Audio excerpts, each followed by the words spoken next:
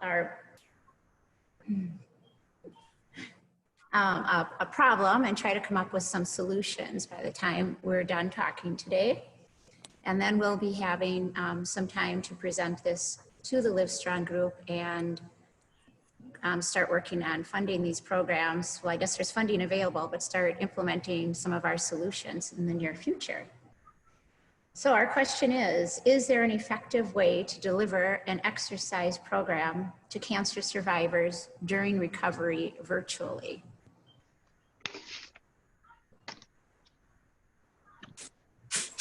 So let's just get started a little bit. And, you know, this is a guided talk. I'm not giving you all kinds of information. We're going to brainstorm together. So if you had a dream program, what would be some of the components of that program? If you didn't have to worry about budget or any time considerations, what would be in a dream program that you could deliver virtually for cancer survivors?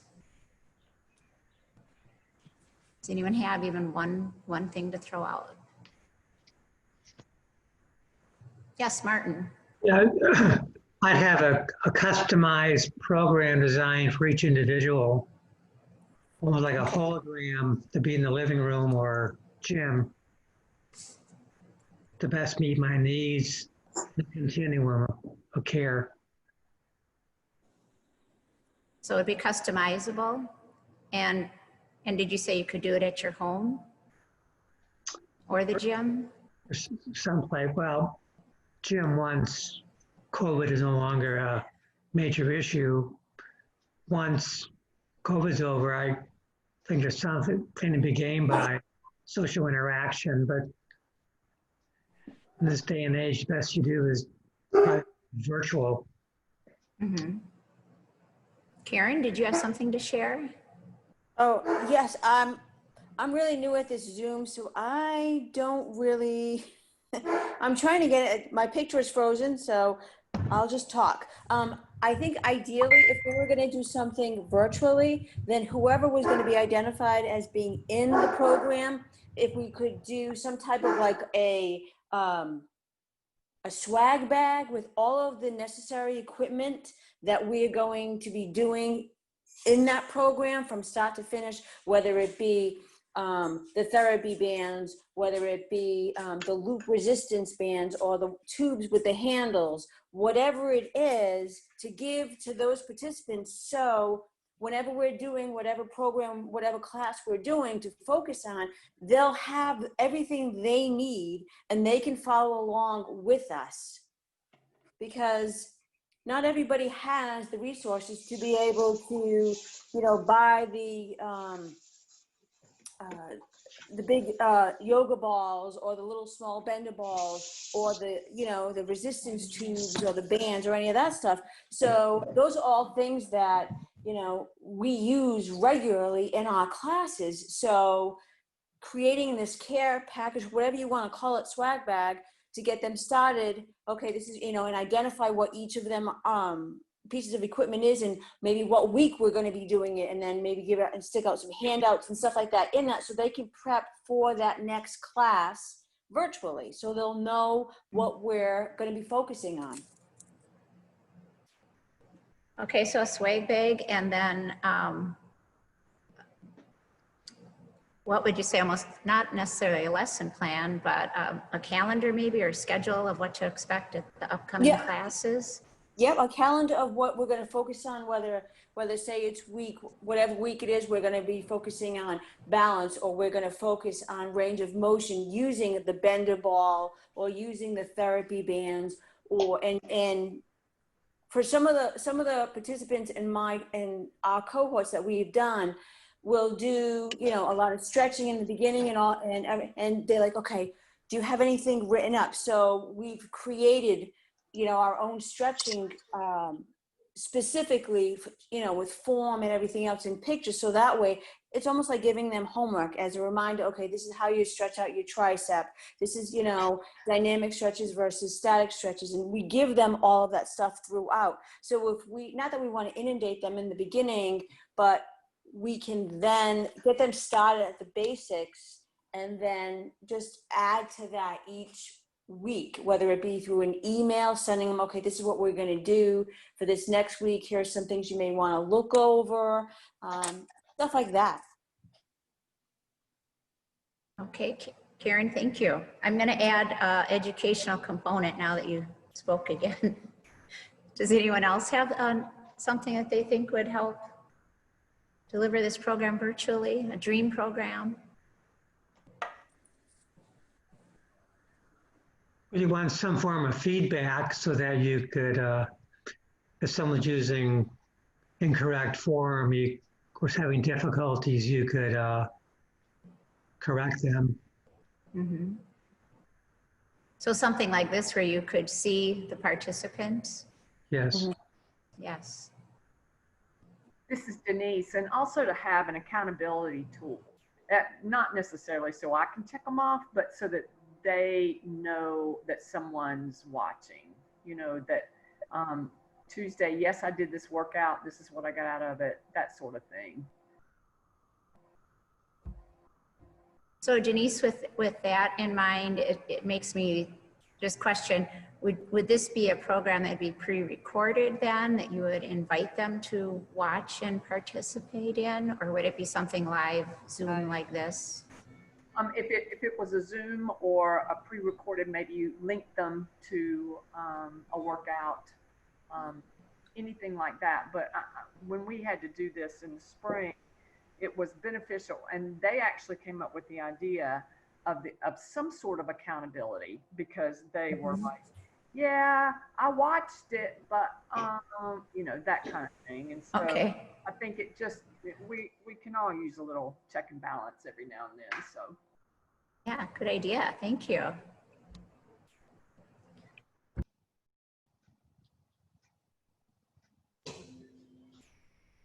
Okay, so we want to have a program that's customizable, that we can provide the supplies that they need, the equipment. We want them to have a calendar with a schedule and probably some educational pieces so they know a little bit more about what they're doing and why. We want to get feedback from our participants, whether it's live watching them or an accountability tool where we can actually see that they participated in the workout. Did I get it all? Mm-hmm. Anything else that you think might add to our program? So I'm not sure what customizable means. Is that meaning like scalable, so that if like somebody can't do a certain movement, but you can kind of adapt, you know, do something that's a little bit less, you know, whatever, harder or less challenging, you know, so that a person's mobility maybe doesn't allow them to do a full range of that movement, but they can do something a little bit less, less aggressive. So I don't know if that falls into the category of customizable or not. Yeah. So maybe some options, fitness level options and mobility options. Yeah, if you can't do a push-up on the floor, maybe you're doing it against a wall, or you're doing it just in a variation. Yeah, so I think that could be different than customizable because, yeah.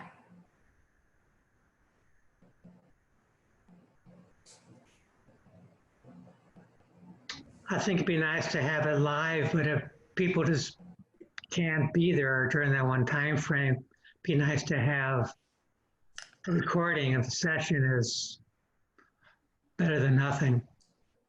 Mm-hmm.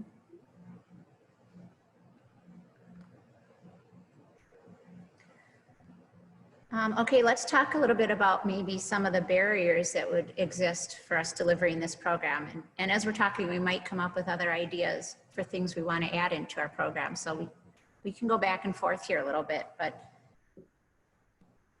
or have you encountered some barriers that we need to talk about?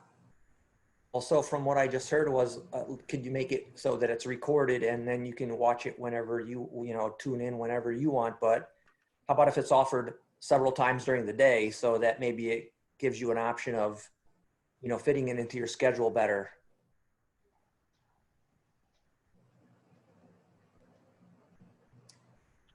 What about the people that we would invite to participate? Any thoughts on that? Well, I think it would be great if if we had participants that were, or alumni of the program that were willing to be in a video, and maybe even do a presentation before the video starts, as far as even starting a new cohort. We usually have alumni come in and talk to the new class and give them, share whatever it is they want to share as far as their medical history, how they came to participating in the program, and then sharing about what they took out of the program, and just the feedback on that. And so if we had somebody that was going to be discussing that in the video and then actually participating in the workout, if they were comfortably doing it in a very large room with only having 3 or 4 or 5 people there, so that you're clearly socially distant, and still being able to deliver a class safely. Yeah, that sounds nice to invite alumni to participate. That's empowering them as well. One barrier that we had too this spring is, of course, we started in January, so we got probably a good 7 weeks in before we had to go virtual. And I think that made it tougher because they were used to the socialization, they were used to the accountability towards each other, as they worked out. But once we went virtual, they were not in the habit of doing things at home or doing things on their own, even though the program is designed for them to take off on their own, after 6 or 7 weeks within those time constraints. But that was a real barrier for us. And again, that's where that accountability tool came in handy. And so I would think in this era that we're in, do we offer one late fall? Do we offer a class or do programming in January? Is to kind of, if you can, commit to one way or the other, and again, we don't know what's going to happen. February, if it could close down, whatever. But don't be afraid of the virtual. So we do have some people here that are instructors of Livestrong at the YMCA. We have some people in the medical field, some others that I don't think have any affiliation with the Livestrong exercise program through the YMCA.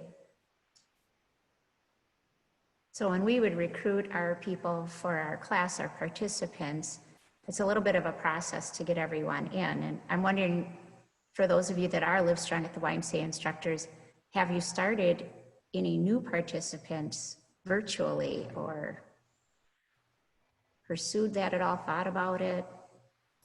So we've thought about it here in Oklahoma City, but we were told that we're not running Livestrong until January of 2022 now, because of all the COVID stuff.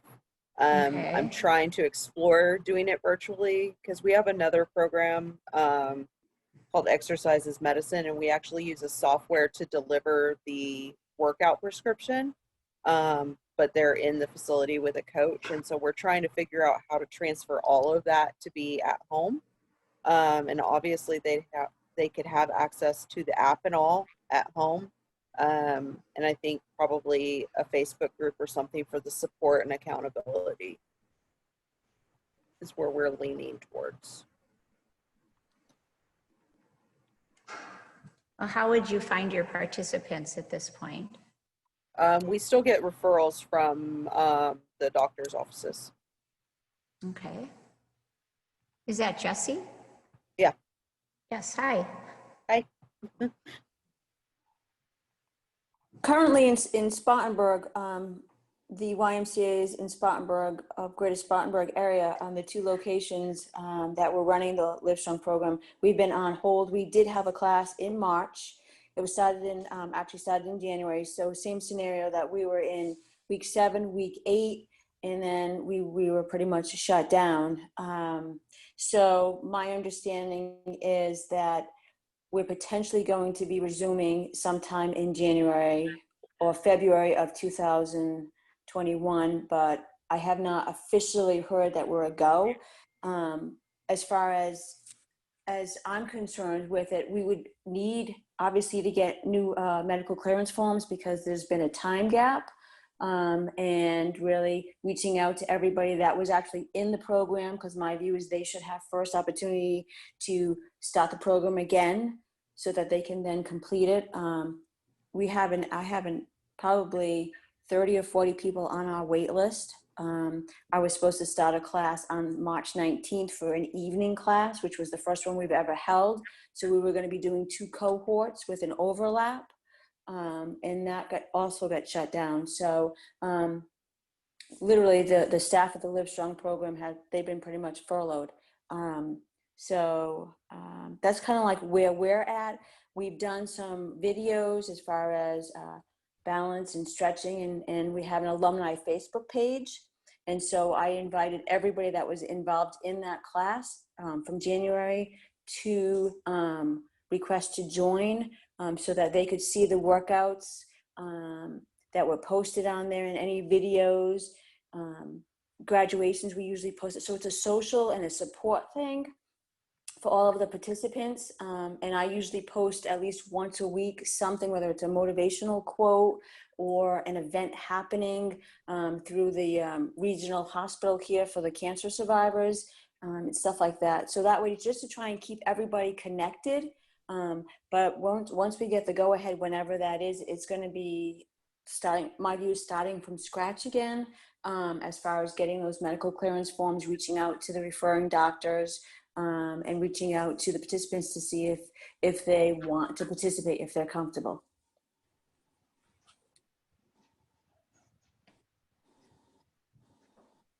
So I'm hearing some staff is furloughed right now, or a decision has been made not to offer a Livestrong program. So that's definitely a barrier. Is there anyone that's working through those kind of barriers or coming up with some solutions or possible ideas? Yes, Sheila. I'm in La Crosse, Wisconsin, and RY, we are blessed to have a healthy living center that's co-sponsored by one of the hospital associations in town. So it's a very small space that's totally our own space. There's no general population there whatsoever. So the decision was made looking at square footage and working with the health department here, that the max number of people we could or allow in there would be 6, with 1 instructor and 1 volunteer.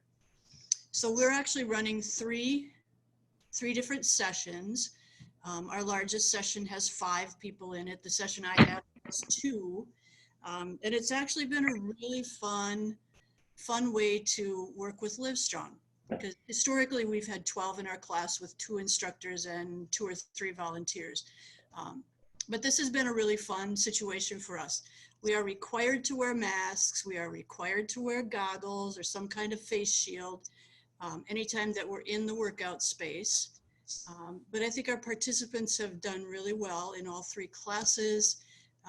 You know, we're in Wisconsin. Our COVID numbers are high, but we're doing absolutely everything we can to take care of our people. We disinfect equipment before we use it. We disinfect it after we're done using it.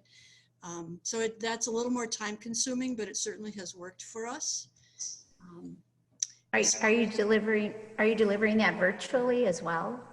No. If someone chooses not to come in? No? No, we're only doing in person.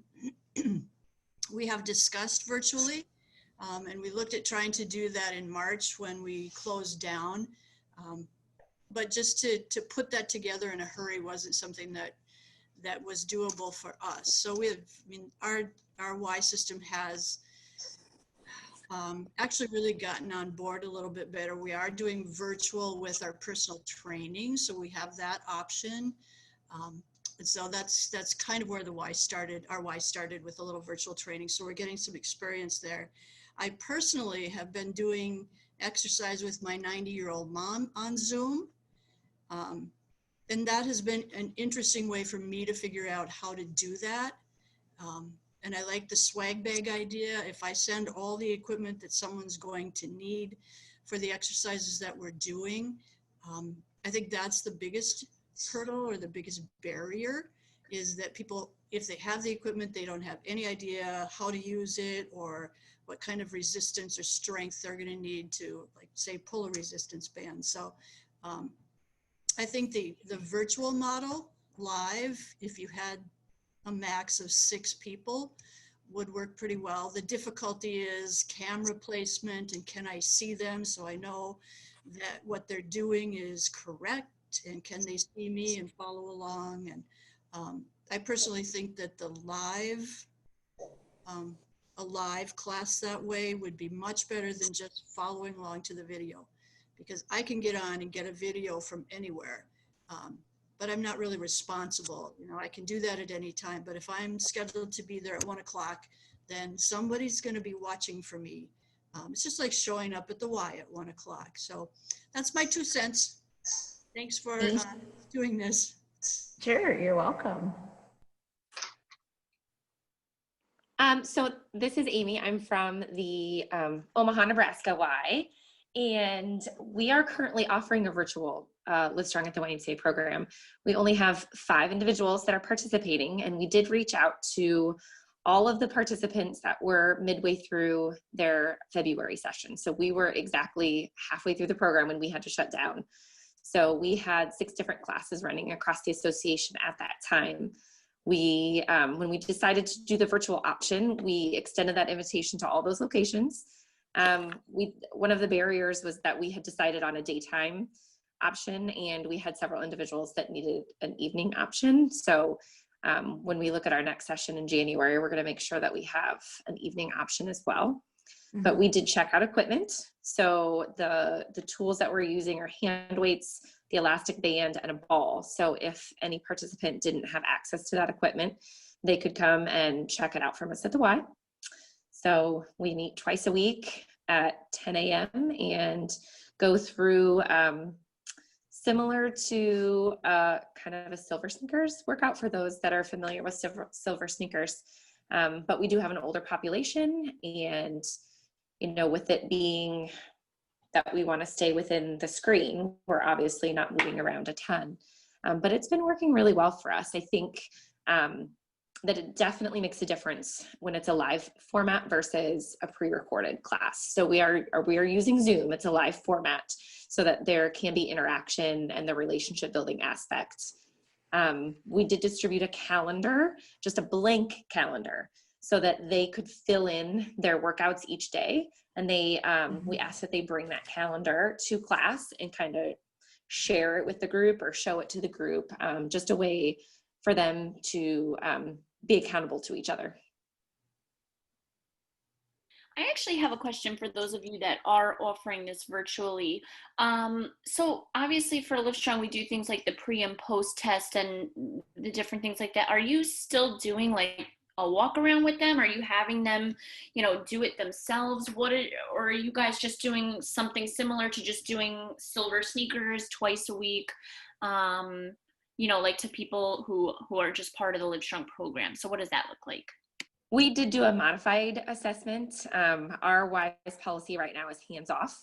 So we were able to do the 6-minute walk test and the balance test. Those are the only 2 tests that we did, because they're not using the leg press and the chest press at all since they're doing their workouts at home. We opted not to do that. And we didn't want to do the back scratch test because that wouldn't have been hands off. So we're just using those 2 items for our pre and post assessment. So you brought them into the Y to do those 2? We did after hours. So we did it on a Sunday night. Our Y closes at 5. We had them sign up for 15-minute increments. So they were literally like the only person in the building along with myself and 1 other staff. Mm-hmm. Do you think we would need to have borders or territories, or how would it be offered? Would it be within regions, by the teacher, by the time of the day? Just kind of getting me to think about that, since it's a virtual program. Any ideas?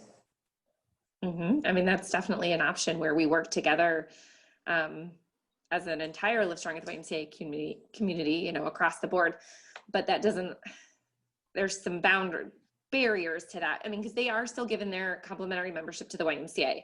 Out of the 5 in my group, I have 1 that is actually going to the Y to work out on their own. And they had already gone through all of the equipment orientation. They already had their card with all their seat settings and everything like that.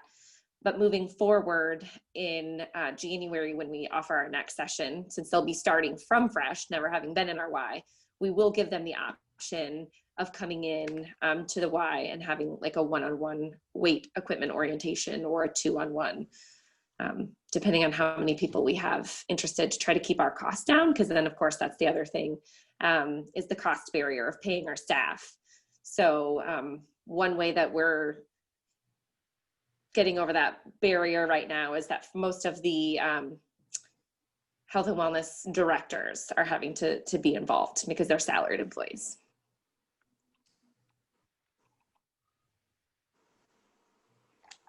Right, what about accessibility for participants?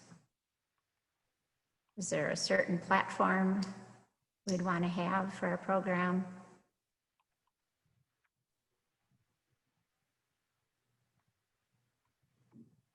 I guess we don't need to worry about technology too much, but we'll skip over that part. What would a follow-up program look like? Or would there be time frame, graduation?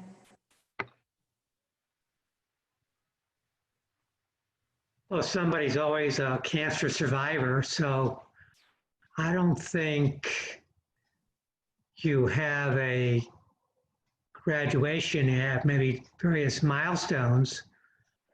I think ideally you'd use the exercise program as a doorway to help someone reintegrate back to society as well as possible.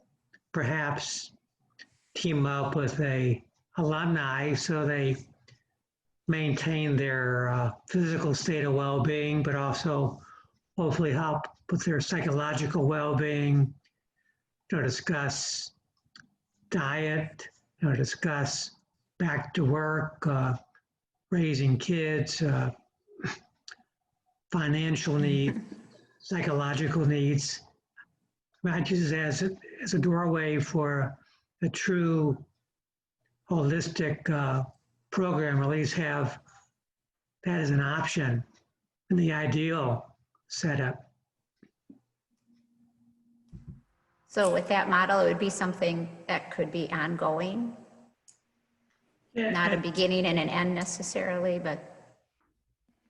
Yes, but your needs might get relatively stable once you're relatively self-sufficient. Meet certain milestones, probably need less interaction, but always have that option to have a resource person, a support person you could always turn to. Okay, that's where the alumni partnering would come in, right? Well, the alumni partner would already have the experience they could draw upon. The next best thing would just to team up with members of your actual class and then have them follow up with each other. Yeah, great idea. Was someone else going to share something? I think it's important to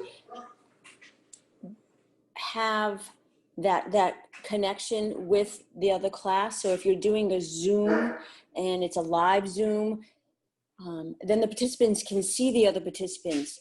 And just like when we do it in the Y, we always 15, 20 minutes after we do all our exercises, we always regroup. We always talk. We share information, give out whatever's going on, maybe in the community about a nutritional seminar that's happening or something happening at the Cancer Society, something that they may not be aware of because maybe they don't have technology, or no, I didn't know about that, and they just start communicating and they just start being a support for themselves. And I think that that's key. And by the second or third week going into the program, there's a lot of chit chat and there's a lot of conversations, and that's what they need. It makes this program so unique, is that it isn't just about nutrition and exercise and stretching. It's about the whole person.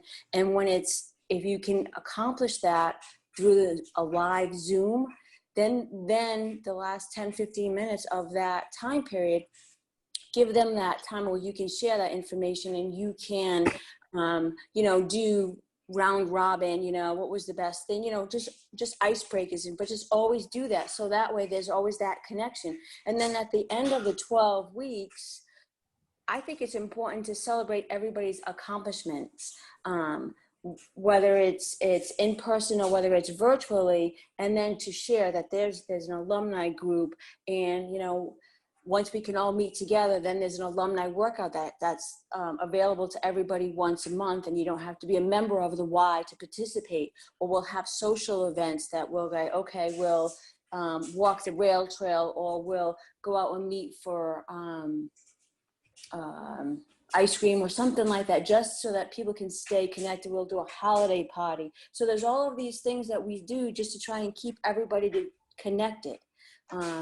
And I think that's really, really, really important. And especially during this time where people don't have that social interaction because it's not safe to do that and people aren't comfortable. So if we can do it in Zoom and they can communicate with each other at the end of a class, and then still maintain it throughout the class, and then through some type of a graduation or a celebration of their accomplishments.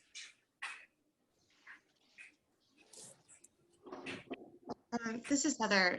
I'll chime in. I'm not, sorry, I can put my video on. I'm not very familiar with the YMCA program, but I'm a cancer survivor, among other things. That makes me very high risk right now, and I am trying to get into my own exercise program, and I'm interested in the WISE program, so that's why I'm here. And I think, Karen, I love what you were just saying, and it also made me think of some of the earlier comments, and I apologize, I think it might have been Denise, who was talking about the fact that they had started something live and then went virtual, and they were really struggling then with accountability because people didn't feel like they needed to show up, or they weren't used to the virtual environment. And I feel like the camaraderie or the community sense of community that Karen just talked about could help with that a lot, because now people are expecting you, you have this group that you're meeting with. And I would just say personally, again, as a high risk person who won't go inside anywhere, like I wouldn't even go do that 15-minute Y thing that you were talking about. It just scares me. My doctors have warned me too much. And so I am trying to integrate some virtual classes, and I do find myself going to the places where I had attended classes previously, where I had been able to do that live, because I know the instructors, I'm familiar with the way they teach and what the movements are. And so I feel better, I feel more capable of doing that virtually at home because I already had that live interaction. And I think because of that, more accountable to attend, because I know that they've created these virtual things just because of COVID. They didn't do it before, and they're keeping it very small group sessions. So if I take a spot and don't show up, I essentially took someone else's spot, so someone else can't go. So I do feel this interesting sense of accountability because I had been there live, and I've been trying to figure out where that all comes from, to the earlier comment about people who started live not feeling the accountability. I think maybe, Karen, that networking, I think maybe, advertising it, but talking about it as this special thing we've created for you. It's small group. We are going to talk to each other. We are looking for each other. We're excited you're here. Those are the kinds of things that I think have kept me drawn in. And I'm just wondering if that might help any of you with the Y programs. So talking about go ahead, who is going to share? Oh, I'm sorry, it's me again. For me, it really is the personal connection and making that impact, and seeing the difference, and just hearing their accomplishments and how proud they are. So to me, it's that connection. And you did mention, Heather, that you weren't comfortable going in, and I clearly get that. Where we are in South Carolina, we would be able to do a 6-minute walk test outside with no one around. You know what I mean? So we would think outside the box, so that way everybody is comfortable and safe. And the same thing with a balance test, just making sure you're close to a wall. And and being, 10, we just have to have a stopwatch with us and that's it. So there are things that you can do. So if you don't want to be confined to go into the Y, you can still, where we are, because we have great weather, Yeah. we're fortunate. That's a great idea. The outside opportunities are great. Right. So. Mm-hmm. I think this is Denise again, and I think thanks Heather. We did do a celebration at the end where we brought everybody back. It was in April, and it was the craziest thing because we met outside the Y in the parking lot because the Y was closed, and everybody brought their own chair, and we were like 20 feet apart with the big sound system, and everybody had on wool coats and toboggans and sunglasses and a mask. If you didn't know who people were, it was really difficult, but it was so important to them to see each other and just to talk. And we would pass the mic around, disinfected every time, but and that was really, really important. The other thing is, I think this is such a huge learning curve in our culture, in our society.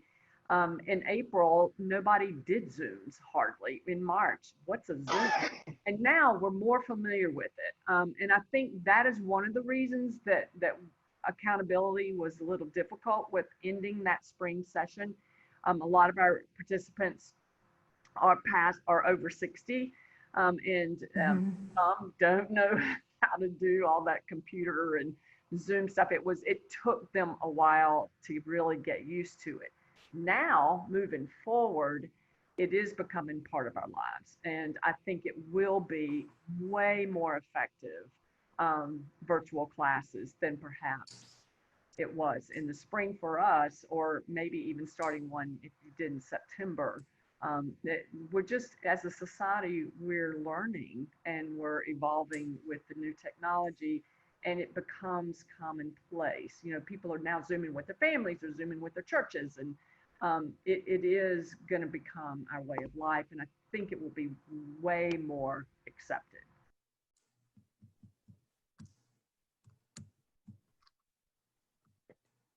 So we talked about getting people started a little bit. We'd still have access to referrals.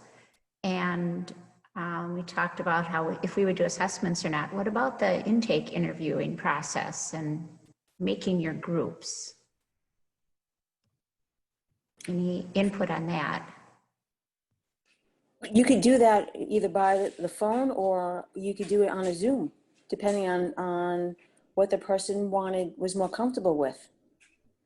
And just going through all of the questions, and if you needed a face-to-face, then, or if they were willing to do a Zoom, then that way you can get a name and a face together, and you can do it that way as well. Here in OKC, we do the majority of our intakes on the phone anyways. And then we email the paperwork and they send it back. Okay, so you've been doing that for a while with the phone interviews, you're saying? They haven't always been face-to-face? Okay. No, it's a lot easier to get someone on the phone than to get them to come in and meet us at a specific time, and then we get called away, and as directors, so many different things going on. So okay, good. When we started our class a month ago, our Y is using Google. So we use Google Meets, which is just like Zoom. And so we just sent the links to our participants and did the whole intake just like we are right now over Google Meets. But Zoom works just as well. I did one with Zoom because they were more comfortable with that. But that works just as well. We've always done our intakes in person, which has worked really well for us too. So being able to see someone face to face was good, because now we see them, from the eyes up. At least you have a visual of what they look like without their mask. So, and that worked well for us to do the Google Meets intake. Was perfectly okay. Okay. What kind of role do you think the co-survivors would play with a virtual format for delivering the program?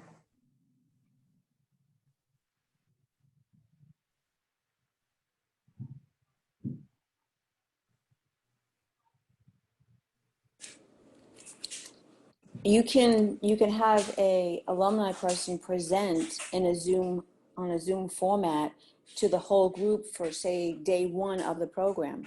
And again, share those experiences that they had with the program, and what they took from it. We don't, at the Y in Spartanburg, we don't normally use any alumni for participation in the class, in the new classes. What we'll do is we'll ask for volunteers from our alumni if we're having a wellness fair, or if they're interested in doing, helping out with our Hair of the Dog run. That's usually on New Year's Day. So I will reach out to my alumni to see if anyone is interested in doing that as volunteering for the Y. And we've had good success over the last 2 years. But that's how we will we'll have our alumni as far as involved in the program. And then we usually have monthly workout. We had monthly workouts for the alumni or social events. I guess I was referring to, let's say I'm the participant in the program and I find great support from my friend Sally or my husband John, and I don't know if I'll participate without their help, without them with me. I mean, Oh, okay. what do you think about how could we, any ideas how that would work with the virtual program? Mm-mm. Is there an opportunity, this is just brainstorming, to, if they are not high risk, could they come in and do a session with you so that they know, so in instances where you can't see the person that you're training, like you were talking before about the camera angle, or if they don't have the video on, there's someone with them that does know the correct positioning and could help, they could kind of be the physical version of you while you're talking to them. That's a good idea, yeah. So you would train the survivor's support person on the exercises, and then they would be live while you're delivering it virtually? Yeah, potentially. They would be there Their too? support might help you, encourage you to do it. And then that support might add some accountability. And then if they already know what the positions are supposed to look like or what the exercises look like, they could help in instances where the person may not be doing it quite right.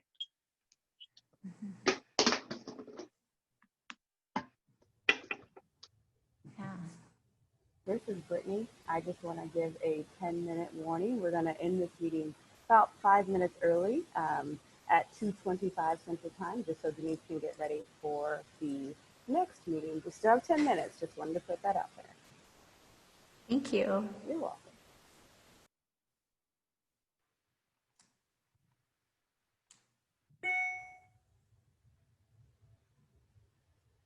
Hello. Hello. Hi. It's Still here. Oh, I didn't know if you were going to speak. It just says healthy living under your Oh my beautiful gosh. face. Maybe I did it wrong. I was No, going to that's say, okay. Yeah, go could the ahead. support person be on Zoom along with them? Why not, right? Yeah. I guess I'm not working mine's not working very well. No, we hear you and see you. Yeah, it's working. I agree. I mean, that's So- definitely an option to allow them to participate. But like it was mentioned before, we want to be able to see them and make sure that they have good form. So if they're sharing a screen, that's really difficult. I know that I have, it's probably a bad relational story, but like I have twins. And so when they participate in Zoom activities, they have to go to separate ends of the house so that they can still be using their own screens, because it just isn't ideal to share a screen. Yeah, I think that you would still be looking primarily, the way I was envisioning it, at the survivor. And then the other person is there to translate what you're saying into the physical realm if needed. I don't know, it might not play out the way it does so wonderfully in my mind. You could always Well, plug, no, and it definitely, I plug in mean, a for someone laptop, that's more always plug in a experienced or is laptop in if good you have a health, monitor. for sure, they could participate right alongside and not necessarily be in the screen. I would just worry about the ones that aren't. And what did you add, Les? You can plug in like a laptop or whatever into like a bigger screen TV, and so at least that way you have a bigger view, and both people could probably be into it. Usually all you have to do is get an HDMI cable and just plug into your bigger screen TV. Still want to be 6 feet apart. If you have enough room, you can It stand up. depends, yeah, if they live in the household. Right. So what would we need from Livestrong to create this program or support it?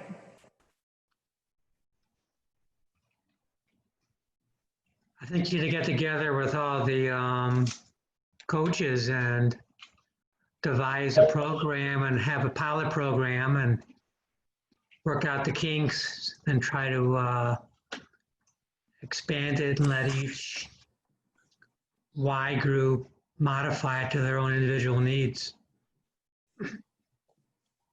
I think helping bring awareness to the fact that there are virtual options now. And this is totally unrelated, but we still don't have an updated Livestrong at the YMCA logo. Like, we're still using the old logo. So yeah. Yeah, I said, That's what we need from somebody. Yeah, I did buy the new one, this shirt, and I said, what should I wear today? And then they said, oh, wear your Livestrong shirt. I'm like, I think it's old. Is that still right? Yeah. Right. I don't even think my YMCA that's close by me here even has a Livestrong program. Yeah, not all YMCAs do. They don't. But if potentially someone were to say, okay, well, we'll make ours nationwide, anybody can, participate in our virtual option.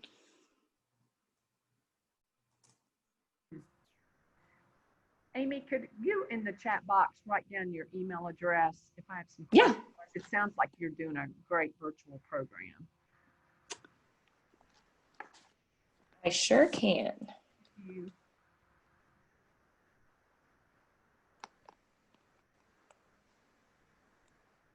Can I ask a quick question of all of you? Earlier, Denise, you started to ask a technology question, and then we went past it. And I'm just curious, have any of you run into survivors who don't have Wi-Fi or don't have video capabilities? So either you have to just do it over the phone. Well, I guess, yeah, in either instance, I guess you kind of have to rely on the telephone. We definitely do. This is Denise again. We definitely do. And some can do Zoom, but only audio. Yeah. That's difficult too. Yep. Yeah. It just got me wondering, because I know that's been an issue. I live in DC, and when you talk about virtual learning and things here, access to things like that has been a big deal. So it just gets me thinking from a Livestrong perspective, is there some kind of a role they could play in that? And I don't know. Just wanted to know if it was a problem before I kept thinking about it. Thank you. And we had, our participants were older adults. And so when we did the functional assessments that night, there was one gentleman who we helped, because he brought in his smartphone and I went into the other room and we practiced, because we had done the intake over the phone and tried to use Zoom, but he was just struggling with it. So having seen him in person and being able to help him with that really helped. But he does it from his smartphone. He doesn't have any other device. In lacrosse, we've always had a couple of people in every one of our classes who they have a flip phone, have no internet access at their house. I mean, that's just a population that we have to figure out a way to serve them in a different way. So I think that is a barrier, but I don't think it should preclude us from serving whoever we can in this pandemic situation. So not to exclude them, but but it got me thinking, is there a laptop recycling program in towns or something that Livestrong could access to help even loan it out for people a little bit. I don't know. I think if it's a big enough problem for people, it might be something we could brainstorm on, or Livestrong can brainstorm, excuse me, on to try to help as many people as possible. Yeah, like you got the equipment, the supplies you needed for the program, and you could pick up a laptop also, or an iPad or something like that. I have an old laptop. I'll send it in. Yeah. Great idea. We did a virtual walk one day after we were pretty used to doing our virtual workouts over Zoom. We started with Skype, and that just wasn't very user-friendly. We went to Zoom, and that's been great for us. So it was, nice summer days, and we planned to go outside and do a walk, and we said, okay, everyone call in, and I'll lead a virtual workout outside, and you'll have to listen and talk and figure out what to do, and find a tree. So it was a lot of fun. And I think it would have been just great if we could have seen each other. Probably would have been hysterical some of the time, but it's definitely a lot harder when you can't see what's going on. But then, there might be someone in your program that can't see very well. So how are you going to communicate? You have to give really good instructions, and it makes us think out of the box a little bit more too.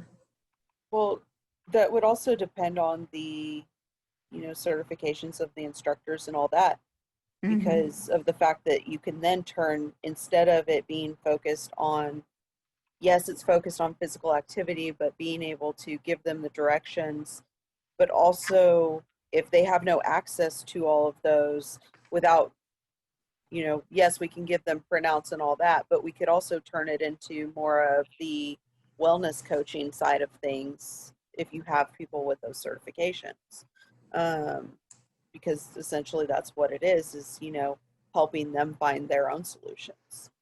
Yeah, we could bring in experts too, right?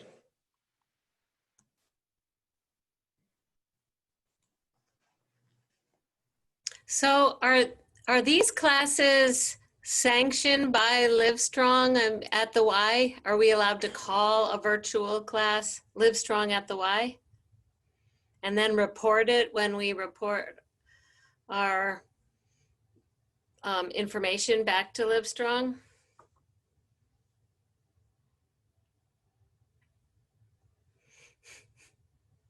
I think that's something we need from Livestrong. We need guidance on that.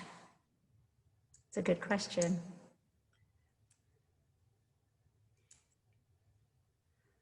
Well, thank you very much. I just want to thank you for everything that you do for cancer survivors and for those that love them. Every day, you're probably a guide and a joy for someone, and you really help them. And just continue what you're doing and reach out to each other. I think you're going to be able to watch this again. So if you didn't get all the notes, or maybe you get some other ideas, reach out to Livestrong and let us know what you think would help us along the way. Thanks a lot. And if you're going to join me on the towel workout, I'll see you in a few minutes. Get your little hand towel ready. Thank you. Thank you. Bye-bye.